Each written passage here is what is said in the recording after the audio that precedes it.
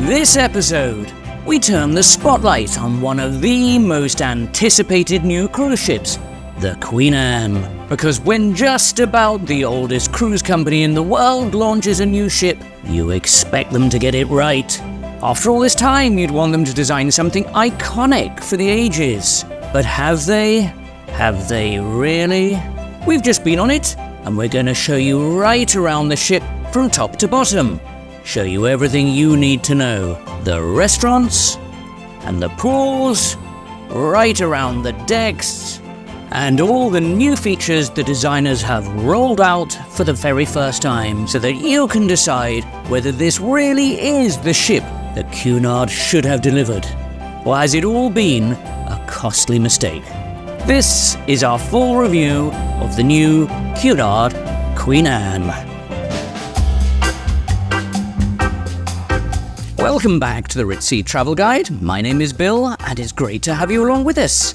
So, the new Queen Anne has been launched, and there's been a lot of buzz and excitement. This was the maiden voyage earlier this year, and the recent naming ceremony in Liverpool, the spiritual home of Cunard. Plenty of fireworks, huge crowds, loads of media attention. So, what's the new ship like? There has been a big range of reactions to Cunard's new ship. Some are absolutely loving it, whilst others say, what on earth has happened? It's lost its glamour. It's not Cunard enough. So which one is it? Will you love this new incarnation or hate it? We recently came back from a cruise aboard the Queen Anne and took days and days worth of photos and videos to capture the spirit and essence of the ship. Not only does it have a different look, but there are several new venues that have never been on a Cunard ship before. So we're going to be very comprehensive in this review. We're going to show you from top to bottom, left to right, all the decks, through all the dining outlets, some new, some you might know. There's the reimagined Britannia dining room, and there's the new Artisans food hall, Cunard's version of the buffet. We'll take you to the theatre, talk about the shows on offer. We'll go through some of the new speciality dining options because some of these are spanking new. We'll look at the Princess and Queen's Grill. We'll take a look round the pool areas. And we'll absolutely look at the Queen's Room, which has had perhaps more controversial comments than just about anything else. As ever, this is not a paid review. We paid for the tickets ourselves. Nobody has told us what to say. Right, on we go. Follow along with us. You'll feel like you're there. In we go.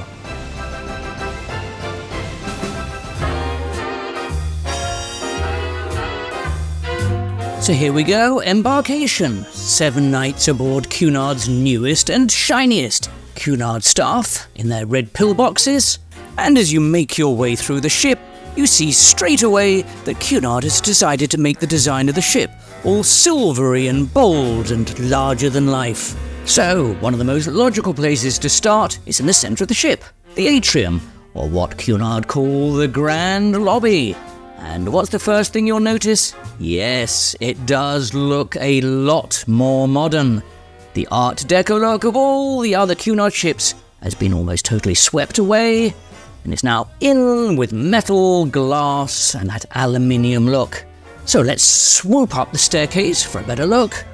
At certain times, you'll still hear a string trio, and the main feature of the atrium is this panel on the wall that changes perspective and images you walk by. Here we are right at the top, and it does look far more futuristic than other ships in their fleet. What do you think? Are you liking this new look of the Queen Anne? Let's now head off to one of those other bastions of Cunard ships. It's the chart room. What have they done there? Well, in a word, it's gone all razzle-dazzle and shimmery. It's as if the designers had visited all the cruise ships that the opposition lines have recently launched and said, oh, we haven't got something like that. We need a blinking, twinkling bar so we can say we got one too. It's really quite different from chart rooms of Cunard past. The designers have gone wild with that Tiffany jewellery shop look. What are you thinking as you look at this? Leave a comment in the box. A point also to note is the shape of the chart room. It's quite unusual. Very long and thin. It feels a little bit like being in a railway carriage. Being right in the centre of the ship, the chart room gets very popular, especially on formal nights. More on that one later. We're about to show you the Britannia dining room in a moment, but before we do that, let's sashay our way to the theatre. Here we go, we're up on the stage looking back, and I have to say it's a pretty large venue. I think they've made a good effort with the theatre. Purists might say it's not quite such a stunner as its predecessors, but it's still nice all the same. Would you call it modern Art Deco? It's on one level, 2 tiers have gone, as have the side boxes that Queen Elizabeth has. The seats though are comfy, perhaps some of the most comfortable we've ever had on a cruise ship. Now we do have a tip here for you, definitely be careful not to take the front 10 rows as they're almost on the flat, not tiered, and you may have difficulty seeing over the person in front of you. Take a seat further back. And here we are, watching Pride and Prejudice, one of their new shows specially formatted for the Queen Anne. I'll be discussing what we thought of the shows in the theatre a little bit later in the video summary, and whether we thought they were any good or not. Okie dokie, we're about to go outside and show you the deck areas any moment now, but first let's have a look at what's usually one of the most iconic sections aboard any of the Cunard ships, the Britannia dining room, which is where 90% of passengers eat. Now, is it as iconic here on the Queen Anne as any of the other Cunard ships? Let's take a look. So iconic on all the other Cunard ships, it's always one of the visual treats. Now straight away, you'll notice that here again on the Queen Anne, Britannia dining room has a slightly modern twist. Downstairs is fixed dining, upstairs is flexible, anytime dining. There's a very distinct silver theme throughout, together with the gold columns and the motifs on the ceiling. It's certainly quite different from the rich colours of all the other ships in the fleet. Whilst we were aboard, the opinions were divided amongst the passengers. Some welcomed this fresh look, others wanted to go straight back to how the Queen Mary 2 looks. And that feeling carries on throughout the rest of the ship. It's a battle with traditional Cunarders against the others who wish a change. Initially on the first evening, I didn't particularly like it, but by the end, it had grown on me. It is quite striking in its own way. Right, let's take a look at some of the food we ate throughout our trip. We won't show you everything, just a representative sample. We had crab and prawn scagun, risotto in a pea veloute, chicken satay skewers, tuna carpaccio, duck parfait, steak Diane and cheese tartare, pork medallions wrapped in bacon, surf and turf prawns and steak, braised beef cheeks, veal with roasty potatoes, baked Alaska. At a breakfast we tested out Eggs Benedict. Well, I did. Yes, let's see how much oozing is going on. Ooh, that's quite good. There, that's one. Good eggs, those nice and oozing. We'll give it about 8 out of 10 on the oozonster. By the way, if you're enjoying this video, do please hit that like button and give it a thumbs up, as it lets us know we're on the right track and we'll try to put out more of this type of material. So much more of the inside to show you, but first, we haven't even taken a look at the outside, so let's rectify that immediately. The Queen Anne has 2 pools. Let's go first to the pavilion. Here we go, and the main pool has a retractable roof, making it suitable for all weathers. I must say, I think it's a great looking pool area. I really like the retro looking blue and white theme. There has been general applause from passengers for getting it mostly right here. There are 3 hot tubs around the pool. Unfortunately, only one of them is large, the other 2 are fairly tiny, so it could be a fight on your hands to get into those. We really could have done with putting in bigger hot tubs. The whole area is tiered, with an upper deck going around it above, with a large assortment of different styles of chairs and benches, and these were popular. Now there is also a wellness cafe up here, new to Cunard. We'll come back to that a little later. And here is right up on the 3rd level. It's a partial walking or jogging track. Now this is not the promenade deck, that's on deck 3. We'll come on to it. And here we go with the roof closed. I took this at night so you can see they have poolside movies. All in all, I'd have to say well done to the pavilion pool. This one they have got right. And at night there's practically no one there. Which is a shame because it looks very pretty. It twinkles and shimmers in the night sky. Okay, as mentioned, there are 2 pools. Right at the aft is what they call the panorama. This one is quite reminiscent of previous Cunard ships, but they've amped up the facilities with more covered bathing areas, a nice bar, and seating on various levels. It was a popular spot at sailorways where you can watch the ship leaving port. Whilst we're outside, shall we see if Cunard has kept up with its tradition of daft deck games? Well, yes it does. And there's all sorts of shenanigans to be had in the blasting wind. So where do you find these pursuits and others? Well, it's on the observation deck, and it's all to be found at the front of the ship. Let's take a little amble along there. Here we go, first up, shuffleboard. This game's been around for centuries, a really traditional deck game. There's crazy golf, which will do just that to you, and there's ping pong. Try keeping that one in play in a force 10 crosswind. Gone are the days when you could whack one out to sea. They've now got nets. Why not come in high heels and your picnic outfit? If golf doesn't grab you, how about archery? Do you remember we mentioned this from our preview video from a few months ago? Well, it's a miniature version of archery. Though Cunard calls it bows and arrows, how cute. And you're supposed to shoot at the target, not each other, preferably. Just to let you know, a quick note about our channel. Here at the Ritzy Travel Guide, we're now on Instagram. I know it's been a long time coming. So if you want to know what we're up to almost in real time between our YouTube videos going out, you can check and find us here on Instagram, also under the name Ritzy Travel Guide. And I've put a link in the bio and description of this video. So follow us along on Instagram. Now after dinner, you might want to head up to the observation lounge. On Cunard, it's called the Commodore Club.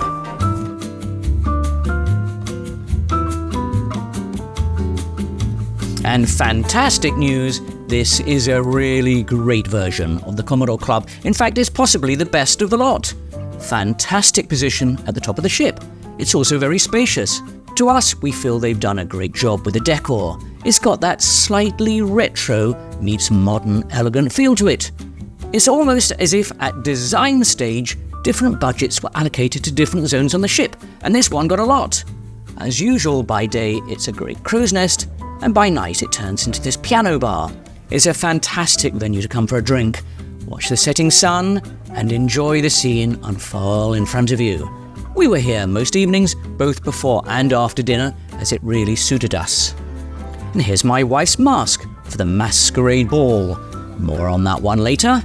And don't forget, it's free. I know that's a strange thing to say, but observation lounges are becoming a rarity on cruise lines these days, and they're often restricted and reserved only for the expensive lounge suite passengers.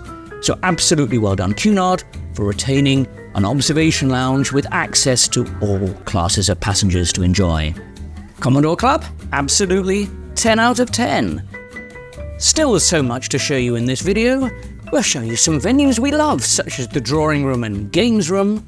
Of course, we're absolutely going to show you the Artisan food hall, which is their version of the buffet. We'll take a look at the grills section of Queen Anne. And we'll very much discuss that oh so controversial Queen's Room. That's all coming up shortly. Now, as there's quite a lot of ground to cover, our review of the Queen Anne will be over 3 videos, so we can cut it down into manageable, bite-sized pieces. The next video, number 2, is what we call our Cruise Diary series. I see room service heading our way at top speed. I hear the rattling of a trolley. We do this for every ship we review, and it's a useful one where we'll take you behind the scenes so you can imagine what it would be like. We're going to show you room service, a selection of the cabins available for you to book, including one of the Queen's Grill suites. You'll get to see some of the delightful ports of call we visited, and they were absolute stunners, and we'll bring you footage of the ship's activities. For example, on our cruise, Master Chef Michel Roux was aboard and gave us a culinary demonstration. My wife even bought his book straight after and shared a joke with him over the signing. The Cruise Diary is always our fun and light-hearted look at the cruise we just took. The third and final instalment, video number 3, is all about comparisons, because we often get asked which of the Cunard ships do we feel is best and what's the difference between them. So this is going to compare all 4 Cunard ships and work out which is most suitable for you. Which do we prefer personally? So all that coming up over future weeks, watch out for them. Right now, back to this video and the Queen Anne. Right next door to the Queen's Room is a fine addition to the Cunard lineup. Brand new, it's called the Bright Light Society. It's a fun cabaret show bar, only available on Queen Anne. Think of it as an interactive event. There are a couple of shows in rotation. We saw Noir, which is like a comedy murder mystery, harking back to the 1930s. Very silly, really hamming it up, but it's good old-fashioned fun. As it's a smallish venue, you get up really close to the cast of actors. Makes you feel a part of it all. No, it's not serious theatre, but it's a good evening out. Right, shall we get some food reviewed? Let's start off with the buffet, which on Queen Anne they call the Artisans Food Hall. And you can see where they're going with this. They're trying to make it sound more upmarket. And by and large, I think they have achieved that goal. It's got a series of food counters spread across a nice open plan area. I shot this particular scene early in the day so you can see better. The stalls are nicely laid out with plenty of choice, but note, whilst this deli section here is self-serve, the vast majority is not. The food is behind glass and you tell the staff what you want. Now, several other cruise lines are also moving away from self-serve buffets, so Cunard is not alone in this. They say it's partly in the name of hygiene, but I think it's also to cut down on food wastage and limit portion size. By and large, I would have to say the food is pretty good and reasonably varied, though it is heavily weighted to European and British foods. So whilst this is slower than helping yourself to a buffet, I did like the fact that they had various prepared dishes, mini bowls of appetizers and main courses. It's not so much grab and go as you get passed to and go. I was also impressed with their breakfast selection. It's not easy to cook eggs Benedict and Florentine ahead of time and keep it nice, but they did. Well done. And there's always a selection of vegetarian and vegan options. Here we can see vegan chocolate cake. For those looking for pizza, they had an oven, and they too were tasty. There is a coffee and tea selection, but it's fairly rudimentary. And there's also some simple sodas, though not diet ones. You'd have to water down sugared varieties. And there is generally sufficient seating. Lots of large windows to peer out from. But quick note though, the food hall is on deck 9, and right below that, here's a balcony on deck 8. Not private at all. So if you take one of those on deck 8, there's every chance you'll have people gawping and staring right down at you. All in all, I have to congratulate the Artisan Food Hall. When I got aboard, my initial reaction was how annoying, you can't help yourself. But I came round to the system by the end. Yes, it's slower than self-service, but it's upmarket and tasty. But there is one annoying aspect of the food hall, and I'll cover that in the final summary section at the very end of this video. We got more on the other Queen Anne restaurants later. Now let's come on to one of the most controversial aspects of the ship, and that's the Queen's Room.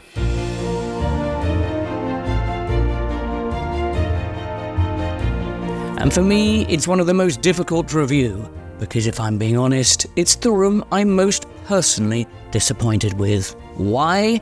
Well, because the Queen's Room throughout history has always been the most glamorous section of the ship, the one that had the wow factor. For whatever reason, the designers have decided to scale it right back here on the Queen Anne. It's a lot smaller, it feels more cramped, and it's not helped by the fact that it's on 2 levels. Now, I'm trying my best here with creative photo angles to make it look nice, but in all honesty, it does lack presence. There are no swooping grand chandeliers above, no show-stopping features. If you loved the Art Deco look of the other ships, then you might be a little bit crestfallen. This is the room that most passengers feel has come short of expectations. But it's not all lost. There is some upside. Yes, it's smaller, but don't worry, they still serve afternoon tea, and we'll discuss that later. And at night, Cunard are trying to ring the changes. They've copied some of the other cruise lines, looking at you, celebrity, and turned the Queen's Room into a multi-purpose venue. Part show lounge, part nighttime entertainment. Note the circus act. Nobody fell asleep at this juncture. It is a good idea to add some spice and colour to the evening. It's a totally new and welcome aspect to the Cunard ships. Now, before we totally leave the Queen's Room, would you like to take a look at afternoon tea? And that's still delightful. Cunard still puts in a great effort. In march the staff to great fanfare and applause. And in case you're new to Cunard, tea is included in the cruise fare. Just remember it's exceedingly popular and you will have to get in there early and then staple gun yourself to that seat. As ever, various courses are brought out to you, from savoury to sweet, and there will be musical accompaniment. We enjoyed afternoon tea on 2 occasions during our cruise. Sea days are the best, as you have nothing else to do. It's just such a quintessential way to go cruising. Bearing in mind that tea is just a few short hours after lunch, you will be stuffed, but happily so, and well done Cunard for maintaining the afternoon tea when so many other cruise lines are abandoning this. We will be showing a longer version of afternoon tea in video too. One of the other times the Queen's Room is popular is on Gala Nights. Even though Queen Anne has got a lot more modern, we were keen to see if these Gala Nights are still observed. Are those traditions still going strong? Let's take a look.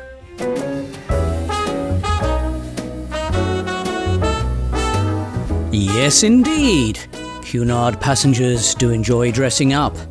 And a great place to start is in the Grand Lobby with a formal portrait. The evening I filmed this was on the Masquerade Ball, starting off in the chart room, and then we made our way through the ship for dinner. It was an occasion for our daughter to wear her new ball gown. She was a little bit nervous as we went through the ship. Walking through the Britannia dining room on formal nights is always a special occasion. So few ships do it to the same extent. If you like a sense of occasion, Cunard is a great place for you to be. After dinner, it was off to the Queen's Room. Now, as this venue is a lot smaller than the other Queens, you're going to have to chance your luck at getting a seat. There is still a live band on stage. They're not quite the big band of other Queens, but it is there. We got some seats and did not budge. It's so pleasurable to watch people gliding over the floor and have a few drinks, whiling the evening away. On these occasions, Cunard is a magical place. Very few other lines have a sense of occasion like this. I just wish they'd made the Queen's Room bigger. If only. By the way, if you think there are elements of this review we haven't got quite right, or we could have expanded more or given more detail, please do drop your comments in the box below, as we always love to hear from people. Right, about to show you the Grills Lounge and their dining section. First though, let's head off to see the pub. On Cunard for years, it's been known as the Golden Lion. And on the Queen Anne, it's been dramatically increased in size, noticeably larger than all the others, which is good news, as it frequently gets busy. It's got quite nice booth seating, and large screens for sporting events. It's open throughout the day, but only offers food at lunchtime. That means if you want to try their infamous pub grub, such as fish and chips or their pies, you'd better get there way before midday. We tried the food on board a couple of times, so let's show you a sampling. Lunch menu. Yes. Chicken and mushroom pie. Yes. Fisherman's pie with a guilt cleansing vegetables. Or very naughty treacle tart. Yes. But you know how many calories is in a Jolly Hog? It has ham, black pudding, Yes. fat, Yes. Well, probably lots of fat. They should put mashed that first. potatoes, butter, more butter, Yes. and more fat. Yes. Over the course of the cruise, we ate at the Golden Lion a couple of times. We sampled a deep-fried Scotch egg. Oh, the calories. Pie and mashed potatoes. More calories. Sausages and gravy. My wife had a fish pie that was far more restrained, as well as their famous fish and chips, which had somehow been shrunk in the wash, but it was crunchy. And we also ordered a variety of desserts, such as apple pie and ice cream, and a caramel tart. I always like a tart. All the food, I have to say, was good. No complaints at all. But we had to skedaddle out of the pub as afternoon bingo was now in play. Now, right off the lobby, there are two rooms we really like. Let's head in this direction, as this is the drawing room. And I think it's one of the better additions to the Queen Anne. It was really popular whilst we were aboard. It's got that old-fashioned club feel to it. It might look like the library, but it's not. The library's at the top of the ship, and we'll come to that later. The drawing room has a great yesteryear Edwardian feel to it. You half expect Professor Higgins to come round the corner. There's comfortable chairs and a fantastic model ship. There's some books and newspapers you can pore over. You could rest a while and catch up with your social media postings. In all, it looks great, and everyone loved it. You could absolutely lose yourself in here for a few hours, relaxing and taking life easy. It would be a great spot for a transatlantic crossing. I see it as the equivalent to a free version of a lounge. The other side of the lobby, past the oddly placed coffee bar that was almost never open while we were aboard, there's a similar feeling venue, and this they call the games room. Again, harking back to yesteryear, when board games and jigsawing were de rigueur. Again, we think this has been done so well. We love the giant-sized box game sets. Perfect activities for a cold climate venue. Let's take a look at some of the speciality dining rooms available on the Queen Anne for an additional fee.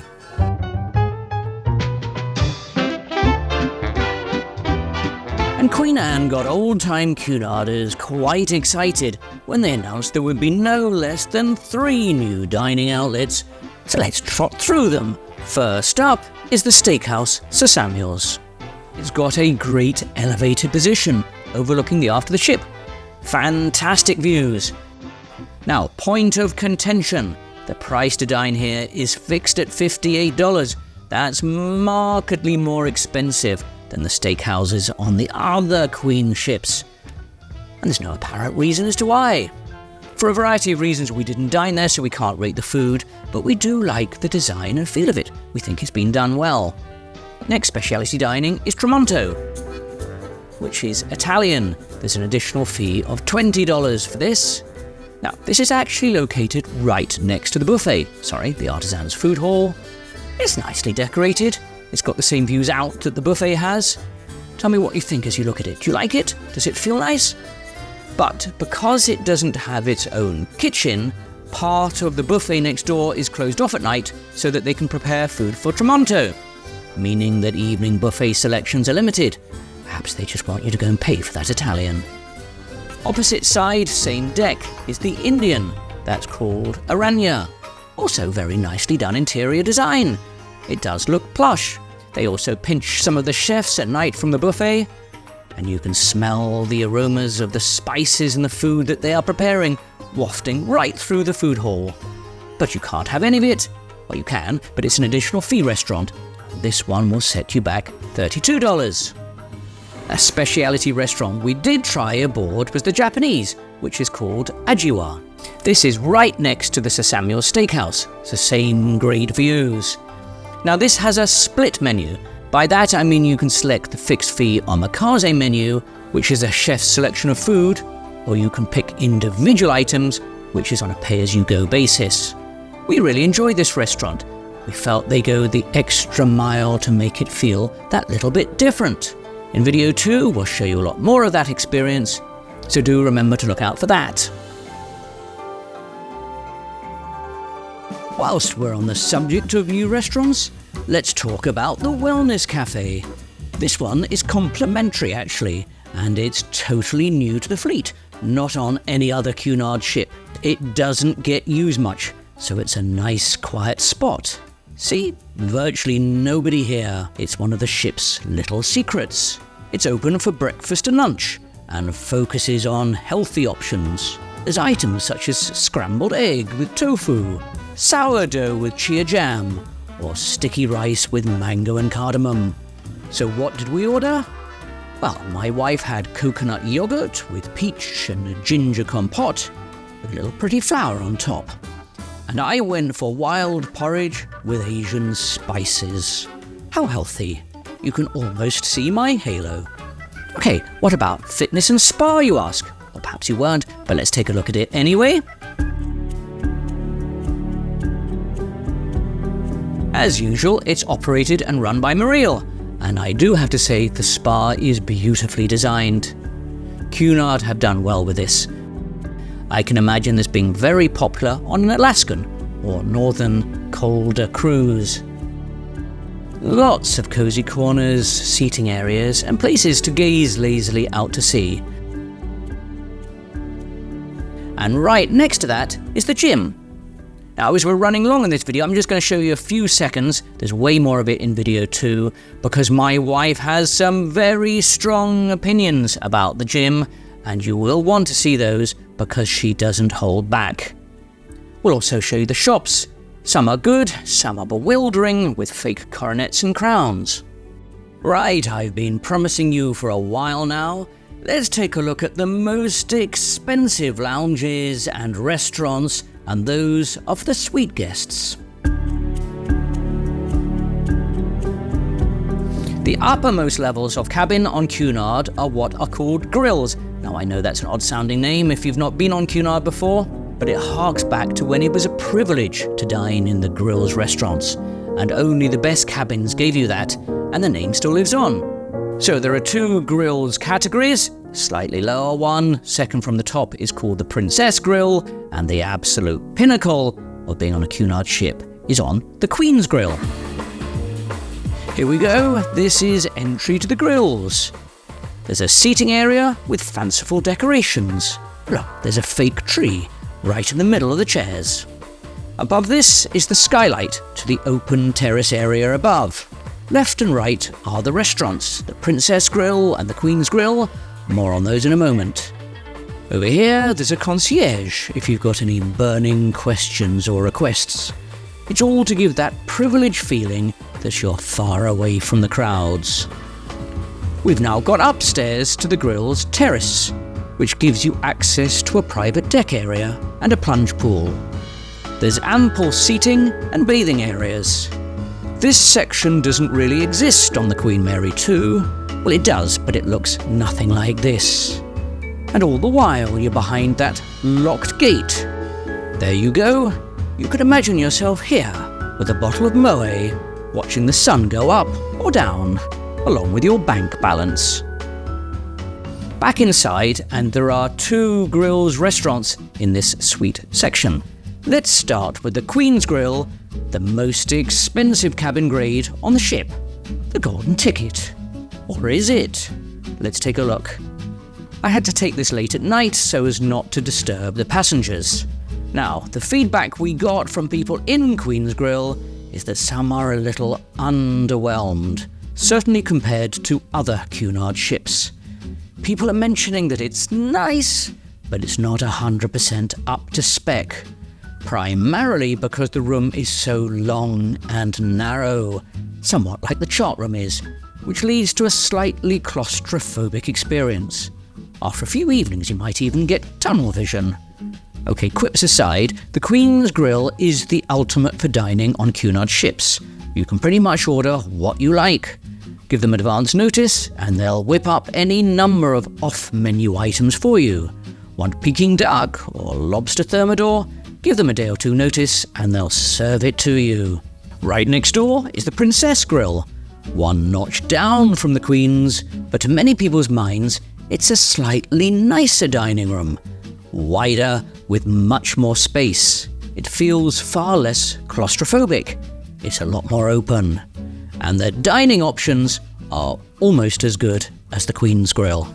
Afternoon tea is served here every day, so you don't have to mingle with that plain-looking Queen's room all the way down at the bottom of the ship near the engine room.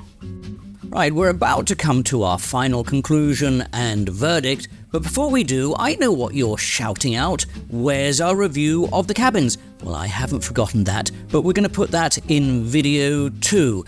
I'll tell you why. It's because there's a lot to tell you about, there's a lot to cover, and we're running long on this video, and we want to do it proper justice. So cabins will be in our upcoming video 2. If I open here, I have nowhere to stand. Okay.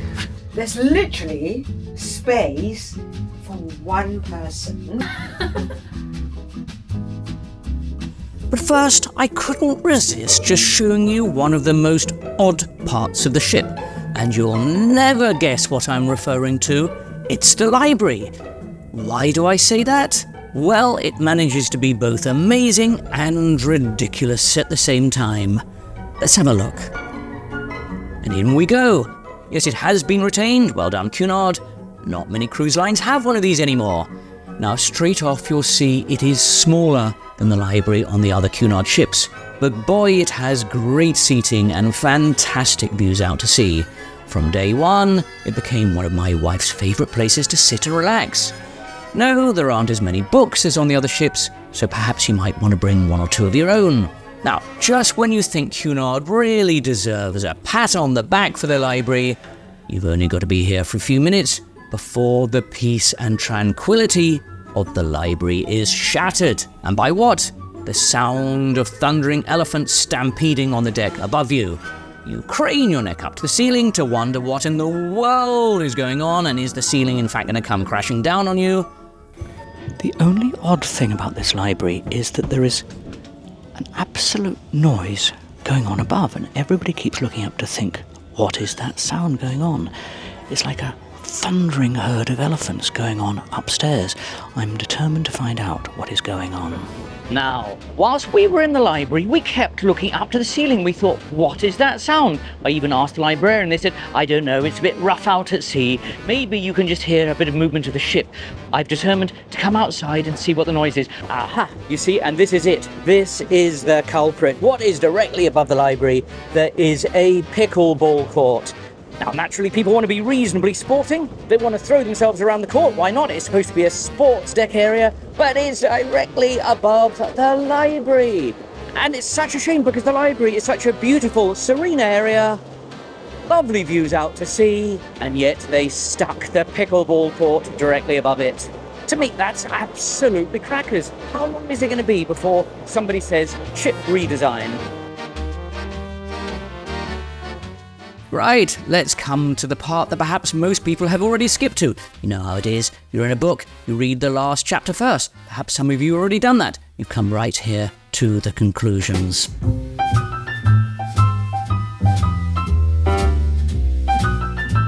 So let's go through things one by one, starting off with what we really like about the Queen Anne. For us on this sailing, service was absolutely excellent. Everywhere we went, we were met by happy, smiling faces. Now, there have been comments online that this is because Cunard have pinched their best staff from their other ships and put them on the Queen Anne. Now, I don't know if this is true, but anyway, it's good news. We're going to give the service aboard a 9. Okay, let's carry on with some of the other good points. As mentioned before, we think they've done a cracking job with the deck areas, both at the pavilion pool in the centre with its retractable roof, and at the aft pool, which has really been jazzed up. Compared to other queens, there's far more seating, it's more appealing, it's got more pizzazz. It's now as good as some of the other cruise lines' decks, and for years Cunard lagged in this department. The Commodore Club is excellent, very spacious, and manages to improve on the other ships. We also like a lot of the new additions that are unique to the Queen Anne. For one, the Bright Light Society. It's a fun venue and gives a great evening out. But it is a bit underused. I would like to see them put on more live jazz or cabaret, music and live events. The venue has got a lot of promise, so let's see them further that potential. We're also very pleased to see all the new speciality dining venues. Cunard for years has lagged behind other lines on this, so having 3 new restaurants is a great start. Well done for that. Also in the plus column, Queen Anne very much continues with the enrichment talks, the keynote speakers in the theatre. There was a full programme of that. Plus, they've carried on all the usual daytime activities. And the food in the Britannia dining room we feel is better than in the past, because that's always been a potential weak point with Cunard. For us, on our trip, it was better. Likewise, the Artisans food hall. We took a while to come around to it due to the slightly slower service, but it's a pretty good quality of cuisine. We also really loved the themed drawing room and games room. They have such character and are beautifully decorated and equipped. As I said earlier on, it's in effect a free lounge for those who haven't paid for grills, and to my mind, possibly even more nicely presented. As well as the library. It's a beautiful venue, as long as there's no one stampeding above. So there is a lot to cheer and commend on the Queen Anne, but there's also the opposite side of the coin. First off, it's the look and feel. For me, the ship has just gone too safe. From the moment you walk on, you hope to see something visually stunning, something dramatic. And throughout the ship, there are sections that just look very muted, very grey. Case in point, the grand lobby. You head in there with such high expectation. You turn the corner and you go, oh. And to be honest, you do feel a little crestfallen. Yes, it's all more modern, but does it make a statement? Likewise, the Queen's Room, which we'll come on to in a moment. Such a historic venue for any Cunard ship. And your head drops a little further. You then circle back to Cafe Corinthia and sigh again. So the main public areas are all there, but are they really a visual feast? Are they showstoppers? As I mentioned, it's been 14 years since the last ship was unveiled. That was the Queen Elizabeth in 2010, and they've had all this time to come up with a ship that is iconic for the ages. To us, the design both inside and out with Queen Anne comes up a little bit short. All the other 3 ships in the current fleet have wow factors. I struggle to find one on the Queen Anne. Does this make it a bad ship? No, absolutely not. But it possibly stops it being a ship for the ages, a masterpiece. Will we be talking about the Queen Anne for decades to come? I'm not sure we will, and that's a shame because we're big Cunard fans. So for me, number 1, the look is a bit dull, but that's not the only aspect you should consider when rating a ship. What about the facilities? What about the layout? What about the services that they offer? They are equally, if not more, important. So it's not just the look, it's what does the ship offer. So let's go through those. First off, the layout of the ship. If you thought Queen Mary II had a quirky layout, Queen Anne has doubled this. So many places it's a maze. We made this comment about it at the time. I was asking for direction, and the guy said, "Sir, you're mid-shift. You got to go down to go up." And the guy went, Frustration, right? You can't go anywhere in a straight line on the Queen Anne, can you? if you sit by an elevator, that's what everybody's story is. How do I get there? You got to go down, to go up, to go up, to go down. The main culprit in this area is the grills section. This is the ship within the ship suite section for the upper echelon guests. They've put 2 floors of this right in the centre of the ship, blocking everybody else. Here you can see where I mean. You simply cannot get to where you want to. Down, to go up, down. You can almost never go in a straight line anywhere in the Queen Anne. I can't think of many ships where you can't just go that way or that way. You've got to go 3-dimensional chess all the way back down. If you from a distance, right, you ask anybody asking any question, all you see the staff doing is this. Next in the debit list is the promenade deck. It's very much different to the other Cunard ships. So here we are, we're at the scene of the crime. What crime, you ask yourself? Well, it's the promenade deck. One of the biggest series of complaints that people have since they've been on the ship is that the promenade deck seems to have been wiped out, forgotten, deleted, formatted, completely obliterated from existence because it's been so popular with Cunarders up till now. They like to promenade. They want to promenade. And there are 2 features that each promenade deck should have on a Cunard ship. Number 1, it should have a view as you walk around. And number 2, once you finish promenading, you should be able to sit and relax. Let's see how many of those 2 that the Queen Anne has got. There we go. See what I mean? The view is supposed to be there, but we've actually got lifeboats. Not mine, the Victoria. Couldn't have said it better myself. There's basically no view at all, well, until you get to the very aft of the ship. It's really so strange that Cunard would effectively wreck the promenade deck, minus 25 points.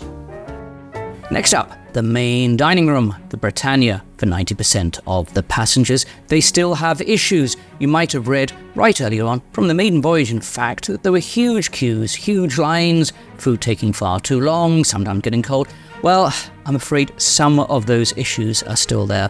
On many nights, there were huge queues to get in. On 2 occasions out of our cruise, we had to stop halfway through our meal. Forget it, because we had a show to get to. We never even completed our meal. Now, I know that cruise-wide main dining rooms are an issue, but on Queen Anne, it really does have a problem. I wish it wasn't the case, but it does. Next issue we have, and I'm sure you've guessed it already, is with the Queen's Room. It's always been such an icon of Cunard ships, and it's gone bland, it's gone small, it's lost its style, it's lost its grace, it's lost its stature. Some passengers were overheard to comment, "It looks like a shopping mall." Cunard could have messed up just about anything else on the ship, and passengers might have forgiven them, but not here. So that's both the positives and the negatives. Is Queen Anne our favourite Cunard ship? No, that would be taking it too far. We do prefer the other 3 queens, but there is so much to like about the Queen Anne, and we would absolutely encourage you to sail on her. By and large, she's a polished and refined product. Now, there's so much that we haven't covered in this video, which is the whole reason that we have video 2 coming out. I really would encourage you to watch that, because I think elements from that will help you decide whether Queen Anne is right for you or not.